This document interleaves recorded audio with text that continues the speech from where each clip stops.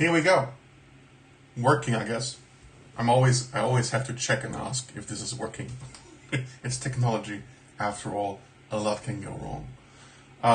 Good morning. Good morning. We're streaming ImagineFX number 201 with a cover that looks like it's from Bobby Chew. Create amazing creature designs. I don't know why this copy looks as it does.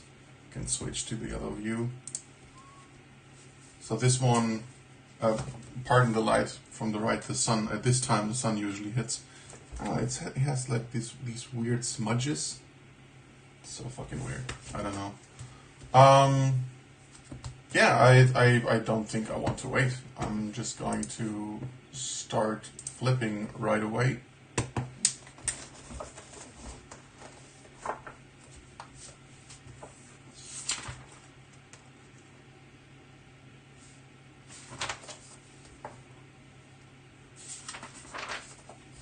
What do we have? Alexandria Neonakis. Takes time to get good at art and dedication.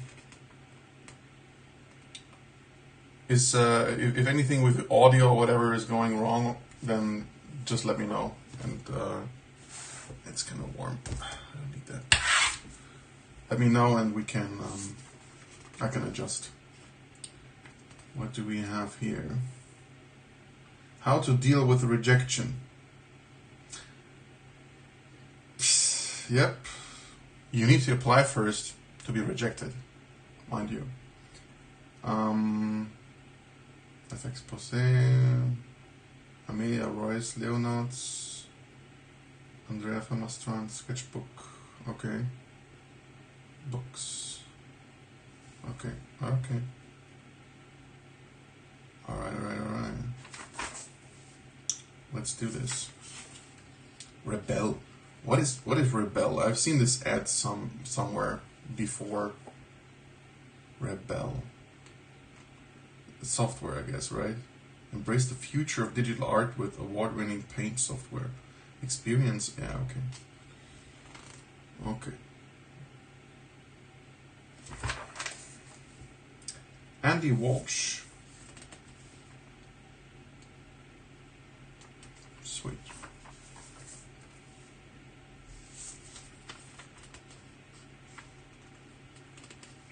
Matt Lindström.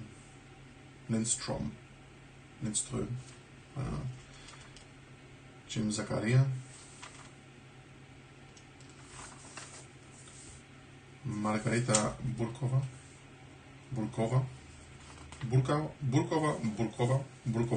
No. From Belgium. Kobesek from Singapore. Oh, this is nice. This I like. Lara Georgia Carson. Sweet. I like this one. Anyway, how to deal with rejection. 4 pro artists tell Ruth Hamilton about their most toe-curling rejection experiences and how to turn a no into something positive. Death, taxes, and sorry, but you've been unsuccessful this time. There's no getting around it. If you want to reach your career peak, you're going to have to clamber, past plenty of painful rejections on the way up. Even the most successful and talented artists have had their portfolios mercilessly discarded plenty of times. We asked 4 professional artists for their tales of rejection. Get ready to break out in a cold sweat. We also wondered what advice they had on how to deal with rejection without letting it dent your confidence and even get something positive out of the experience too. When I was a student, I got an invite to speak to a huge studio for a potential internship. I was over the moon. It was the only positive response I had in months. I arrived for the interview 15 minutes early, then had to wait for 3 hours, recalls Maeve Broadbin. Red writing on blue background. Great. No online as draw Maeve. Watchful waiting. Hey Dan. Yes, I do know. Watchful waiting. The studio, it transpires, was trying a bold new recruitment technique in which all the Canadian candidates were invited in at once to sit in the same room and be interviewed for 10 minutes each while the other prospective candidate watched on. By the time I sat down, the recruiter was exhausted. She asked me how many followers I had on Twitter, flipped through my portfolio, and told me I had no sense of color. Maeve continues. The interview lasted 3 minutes. It was my first rejection that had passed the initial email stage. Maeve is now concept artist at Blizzard Entertainment. There you go. Yeah.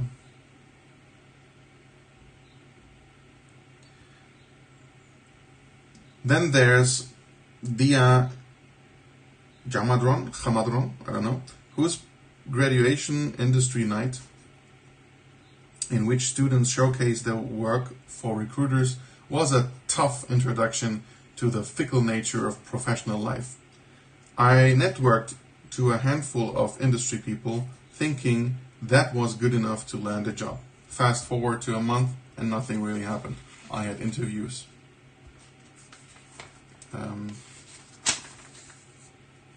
Scheduled.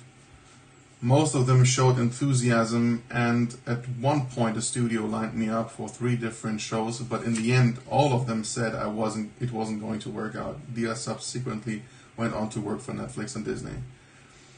Finnish artist Sam Santala's worst rejection story happened after he'd started doing the job. He left one role to take another that better fitted with his family situation, but a fortnight after he'd accepted the contract, the project had morphed into something entirely unsuited to his skill set. By the end of the 6-month probation period, I was let go with no job to support my family, knowing I'd left a dream job for that role, he recalls.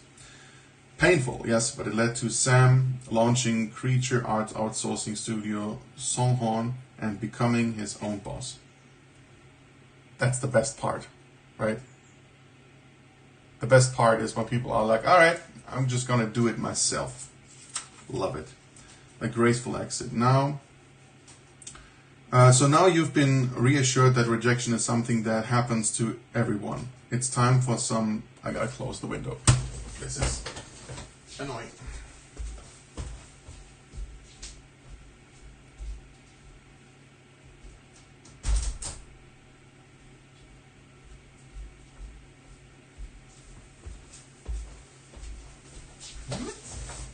You're probably not hearing it, but there is some clackering sound from outside, and also it smells like cigarettes. I don't like that. Wait.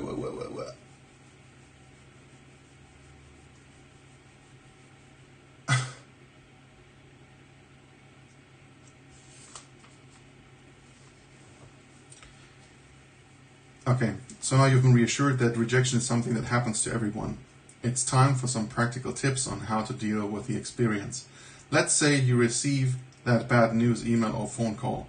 What's the best way to react in that moment? Story artist for animated feature films Sasha Schotzko-Harris suggests using it as a chance to demonstrate how you'd react to a negative situation. Typically, I would recommend keeping your email short and appreciative. The 2 key points to hit are, thank you for this opportunity to apply, and please keep me in for future opportunities, she says. Ending things on a positive note is so important, adds Maeve. It's a small industry, and you'll more than likely run into them again. Applying to a studio multiple times is incredibly common. They will remember you handled it gracefully. That said, it's not the end of the world if you do end up losing your composure. I've had my big embarrassing slip-ups, Maeve admits. I cried once in a no thanks call, but you have to brush it off and learn. Upping your game. Just because you've missed out on a job doesn't mean you haven't gained something else from the experience. Exactly. For one, applying and interviewing for jobs is a great way to make connections in the industry. I tend to keep in contact with recruiters I've talked to, says Dia. I usually let them know when I updated my portfolio or any upcoming availability. industry insight, interview pitfalls. Sam Santala shares the red flags that spell rejection in an interview. Let's do it. Bad mouthing your previous employers. Hate your old boss? Can't wait to get out of your current job? Keep it to yourself. We all have bad jobs from time to time, but an interview isn't the place to air those grievances, Sam says. Keep things positive and focus on what you can offer rather than when external factors might have held you back. Super important. Hey,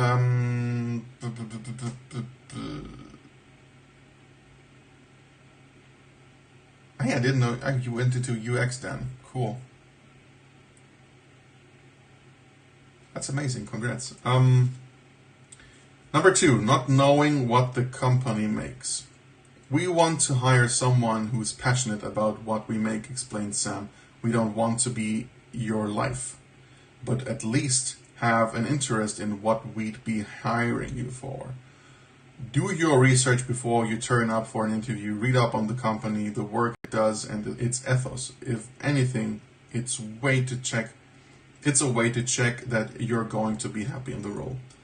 Number 3, not addressing everyone in the room. When you're replying to questions, speak to everyone who's in attendance, said Sam. It might be unintentional, but focusing on the person you deem to be most important in the situation is a big no-no. And if it's skewed by ethnicity or gender, you can forget about it. Yeah, not asking questions. Number 4, an interview shouldn't be an entirely one-way street, so make sure to prepare some questions you want to ask your interviewees. Asking questions shows you're actively interested in what the company is making or doing, says Sam. It shows you're invested in the job. Classic question would be something like, how come you're looking for that position if they didn't explain it yet, right? Like, why is this opening there, for example?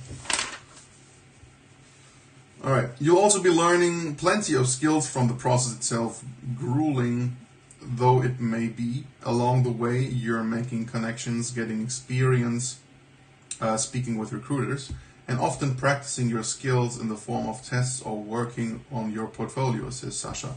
Each attempt makes you stronger, and next time you'll be a little more prepared. If you can steel yourself to ask for feedback from the studio, a rejection can be a good way to highlight your weak spots. Maeve suggests dividing the reasons for rejection into categories. Soft skills, are you an easy person to work with? Do you take critique well? Those are the kind of soft skills companies look for. Technical skills and things beyond your control. Was the other candidate a 10-year industry vet? Did the company put in a hiring freeze? The first 2 categories you can and should work on, but if the reasoning falls into the 3rd category, do your best to just let it go. Of course, your art style isn't right for this job often comes in this 3rd category, as Sasha says. It isn't always about you or the quality of your work. Sometimes it's not the right fit. There it is.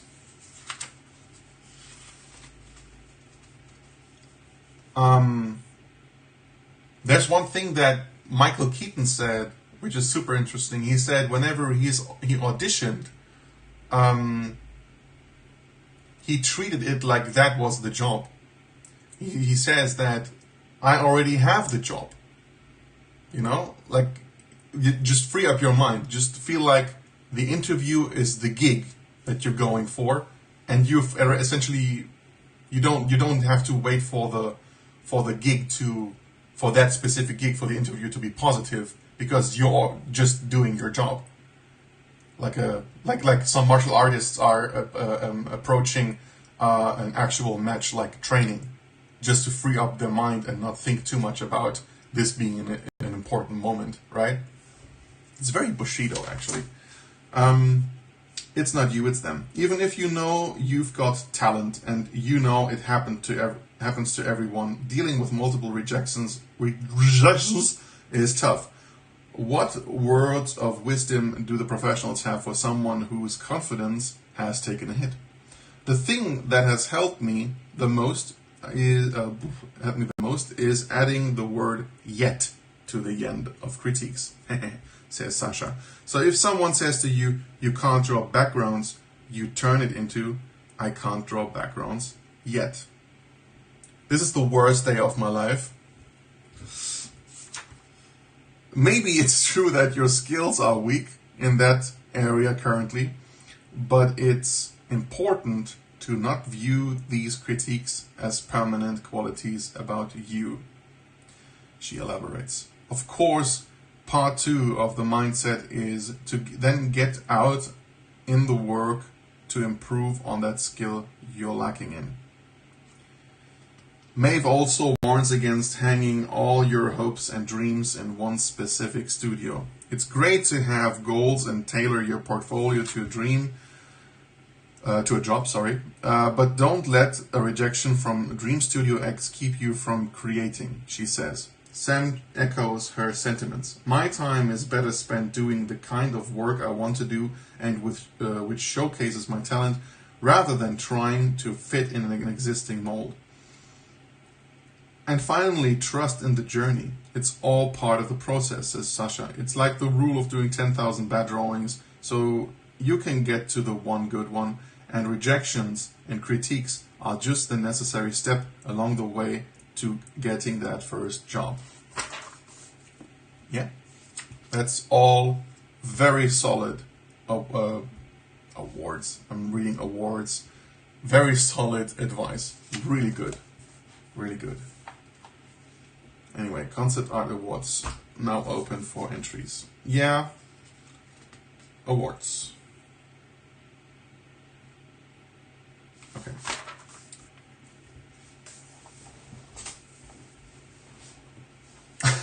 I don't know. You probably don't know that, but I'm not saying people shouldn't be fond of awards. They can do whatever they want, right? Awards are a nice thing. It's a nice way to get recognition if that is what you're looking for, and it's also a nice way to get recognition when you need it, when you don't get it from whatever you're doing, right? Me personally, I've rejected 3 awards, different ones, mostly about art book stuff. I was always just like, no, I don't care. Maybe I should add to my portfolio something like Spirido Yanaki's award-rejecting designer. But then I'm just like Marlon Brando or some shit, right? Like, it's not a big deal. I'm just mentioning it since we're in this, personal setup and everything. But awards, I don't get it. I know people want them, and I probably will in the future have to do with an award somehow. But personally, no. There's a really you should Google the video of Jim Carrey at the Golden Globes giving the speech about awards. That's a really good one. You should totally check that one out. Anyway, Amelia Royce Leonard's The Fantasy Artist on Why Her Studio Looks Like Taxidermy Shop Imploded. Okay. When a new person comes to my studio, I beam open the door and then watch their increasingly flabbergasted gaze travel around the room. If they look hostile, I leap in front of them and wave my arms frantically while declaiming, I didn't murder anything. The bones were found in the woods. The pelts are old and were salvaged from antique stores. Even that coral is from the 70s. Please put it down, thanks.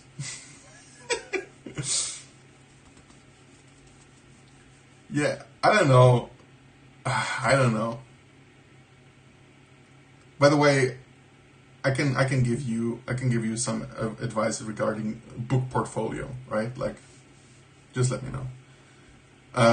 And no, it's not It's not about being impressive, and that's why I don't use it, and that's why I don't really mention it. I don't really talk about some things because I don't think they matter, and also it's personal, and also that I don't want to make the award look bad because they are obviously a good thing, Like people are getting money from this. Awards are a nice thing, just not for me. It's just not my thing.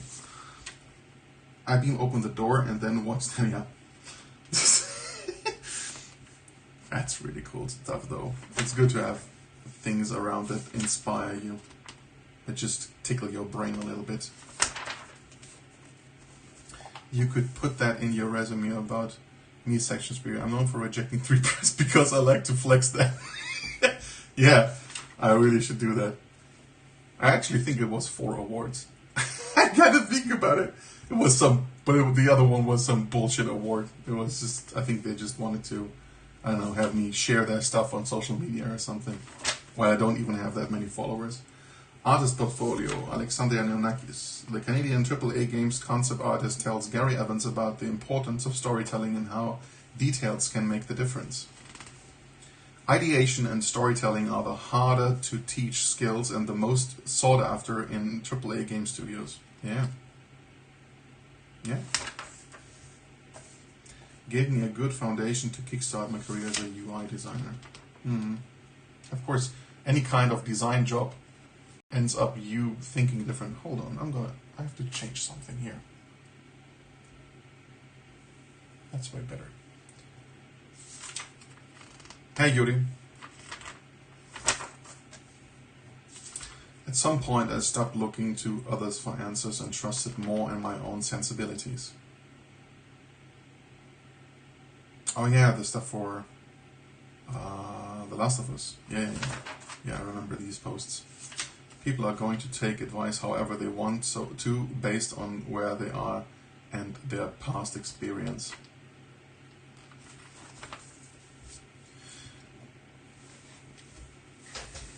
I think a lot of insecurities in terms of your portfolio and when you try to get a job also come from this idea that you are not good enough. But this thing about yet is really important, right? You're not good enough yet, maybe, right? Like this is stuff that you can fix.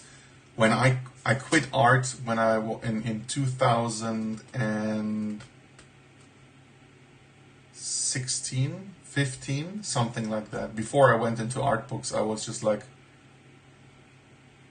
2016 or 17 actually, something around that time. And I realized that I don't get better, and that's not good for me. I'm not happy with where this is going. I would have had to spend way more time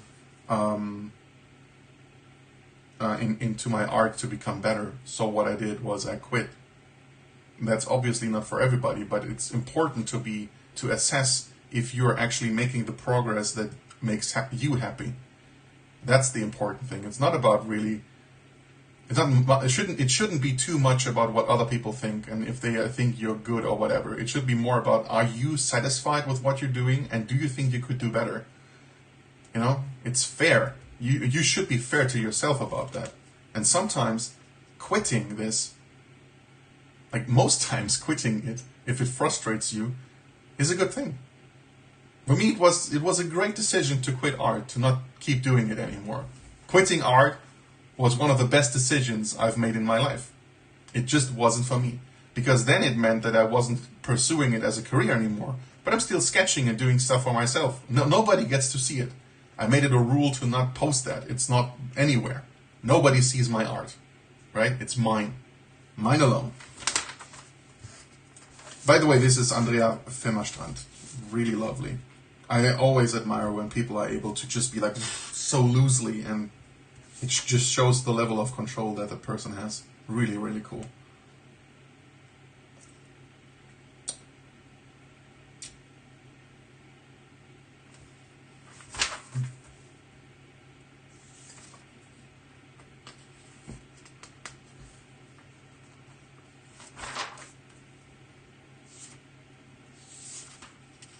Dukes of Nuke. What? Discover the world of high-end compositing and use it to take your artwork to the next level. Dukes of Nuke? Really? What do we have? Advice from the world's best artists. Who decides if they are world's best artists, though? Who does that? Creature designer Bobby Chu explains how he develops a pen drawing into a fully painted fantasy creature that has its roots in reality. Paint amazing creature designs in Photoshop.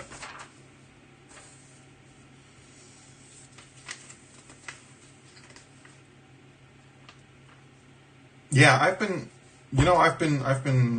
so you say you have been at it more consistently for the last 4 years. That's a good thing that you can assess that for yourself, that you can say, I have been at it consistently, and that's something.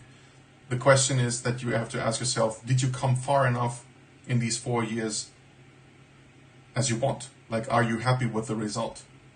And even more important is if you don't even care about that, which is a paradox, obviously. But if you're just like, I'm just doing it and I'm trying to get better and that's it in the time that is given, even that is fair.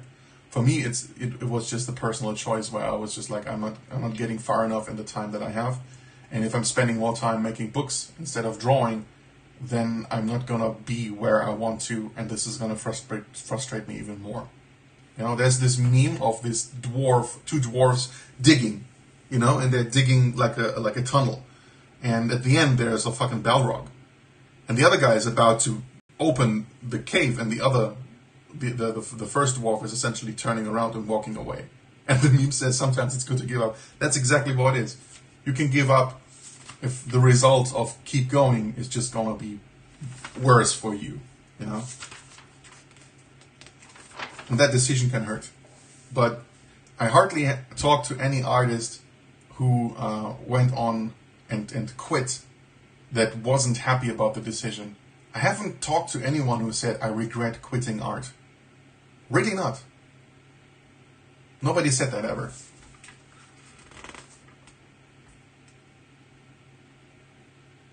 Ashley Lovett shares a process of digitally coloring her traditional black and white chalk pastel illustrations in Photoshop.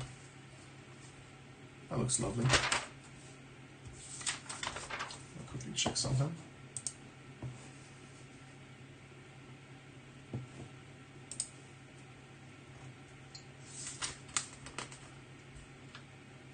Hmm. 15 tips for better character design. Illustrator and author David Melling reveals how he brings his book characters to life using exaggeration, silent narrative, props, and more. Vera says, I have the same thoughts, but decided that I just want to draw no matter the result because I want to do it, and that's all. And that's the way to do it, I think. Yeah. For me. And obviously for Vera. There's something I realized on YouTube. There are so many, I talked about it the other day on Discord. There are so many people who are making videos about the best art books out there and stuff like that, but there are hardly coffee table books. It's always like this instructional stuff. Are instructional art books though? Like, are they books of art or how to art? Does that make sense? I don't know.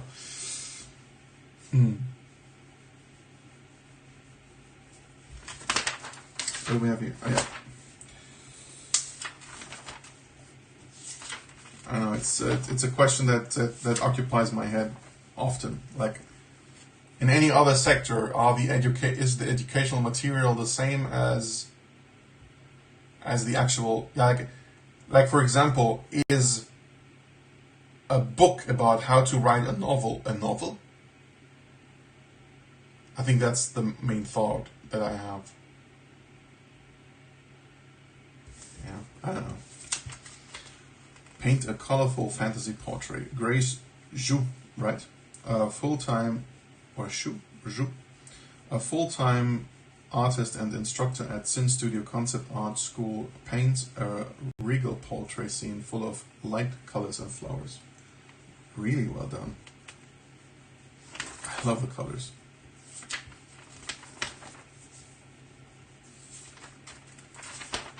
That's a Codex Obscurus piece right there.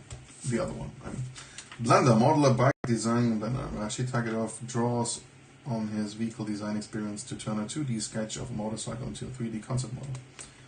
Okay.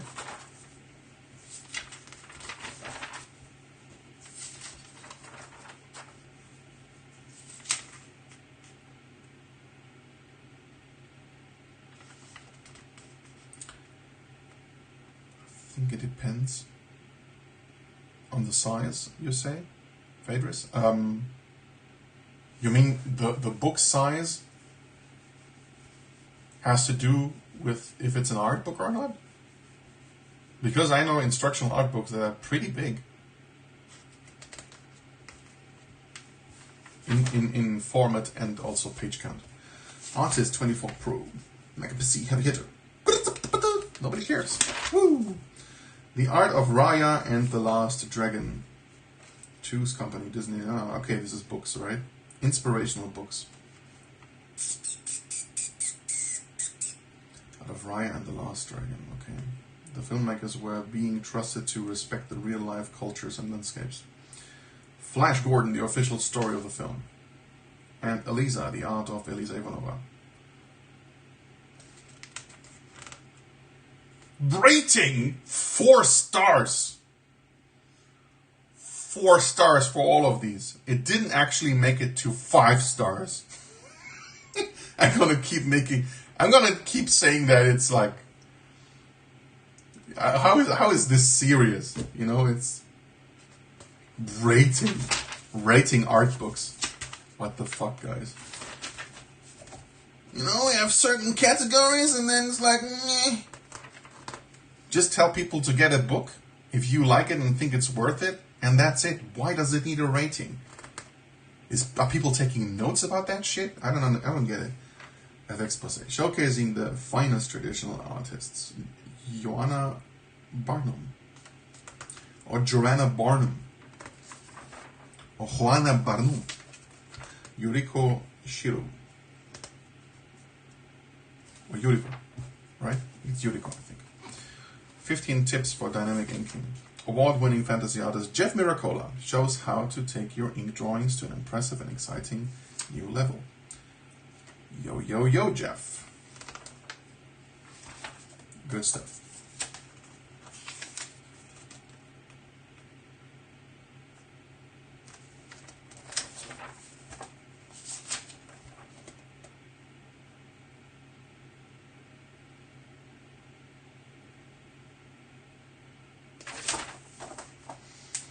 First impressions.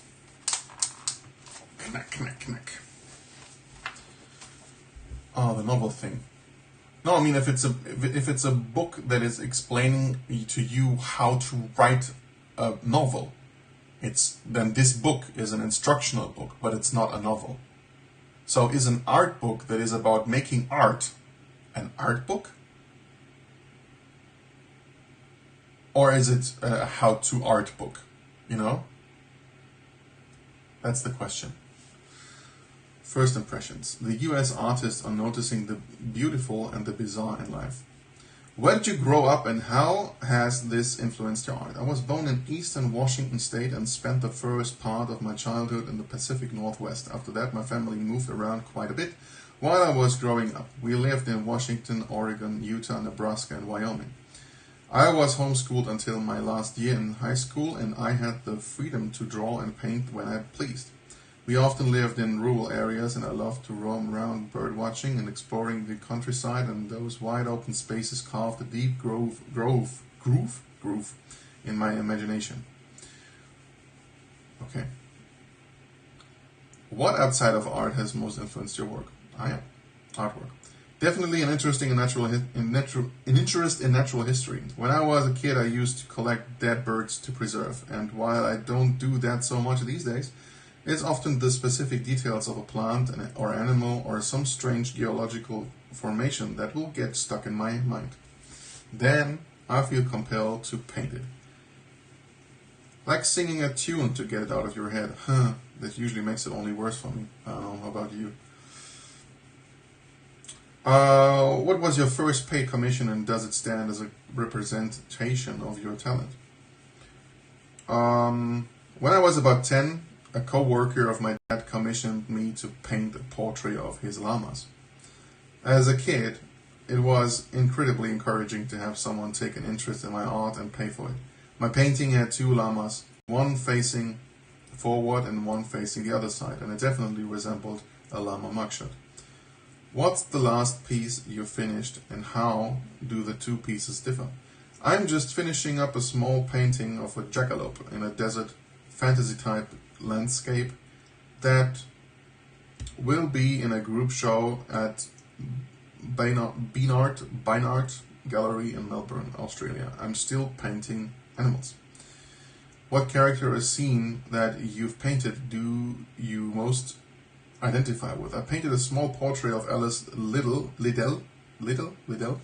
back in 2016, which I feel is a bit of an alter ego. She doesn't look like me other than having brown hair, but I believe being an artist is to choose to walk around with your eyes open to not only the beautiful, but also the confusing, unsettling, and bizarre, and to keep a freshness to how you see the world. Really good one. Is your art evolving? What's the most recent experiment that you've made? I think it probably is, although slowly. Oh, sorry. Is your art evolving? That's why she answered. Okay. I think it probably is, although slowly. I tend to settle into working methods I enjoy and to not do a lot of experimentation with materials and techniques. Right now, I'm trying to push out of my comfort zone when it comes to scale or complexity in a painting. I've tended to work small for a while, but I'd like to make some bigger pieces, and I'm trying to develop the discipline it takes to finish those, which is a lot, because you can get bored by your own stuff. It just is like that. Okay. How has the industry of art changed for good since you've been working in it?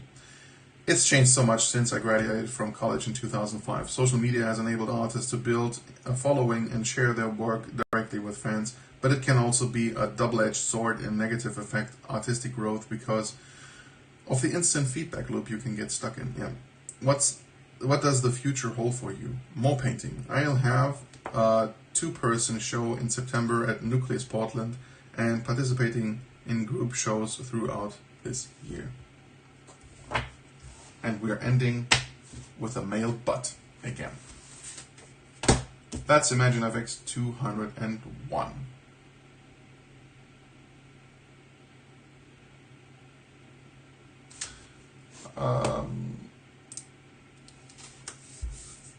So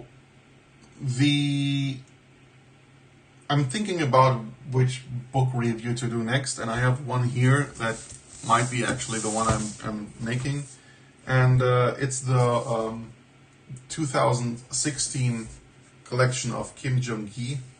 I'm probably going to look through this one this week and upload it on YouTube. I think I want to do more Super Ani books really fast, actually. And yeah, keep an eye out. Thanks for supporting me on Patreon. And thanks for being, generally speaking, always so super nice and join my bullshit streams and having me talk about bullshit. I'm probably not going to stream all week because on Wednesday I'm going to be at Playgrounds, the art department in Eindhoven. I hope to see you guys there. I would certainly enjoy if you just hit me up and just don't be a stranger, just say hi. And a month after that, there's Playgrounds, the art department in Berlin. So it's going to be a couple of busy months, and in May we're starting the campaign of Dominic Meyer. That's another one for his book Incendium. So, looking forward to that. I hope you guys will enjoy the rest of the day. If you are in an area where it's about a nighttime, then have a good rest and good night's sleep. And see you tomorrow at the same time, 9 a.m. Berlin time. Until then, adios.